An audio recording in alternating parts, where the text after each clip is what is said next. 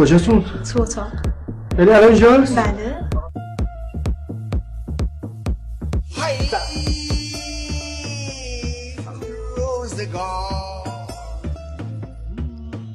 شما حالتون خوبه؟ با منی؟ شما شرایطتون چیه؟ چی؟ من خونه دارم. شما رانندگی بلدین؟ خانوم فرستاد شما رو اینجا؟ من ماشینم دارم. مبارک بشه. اما گفته باشم جنگ اول بهتری صلحی آخر است.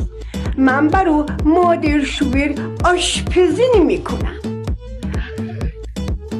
ببینید خانم محترم، فکر کنم یه اشتباهی پیش اومده یا کلا این آپشنایی که شما گفتین واقعیت از سر منم زیادیه، چون من ازدواج اولم هست، میترسم تو این رابطه کم بذارم یا به شما ناراحت بشین.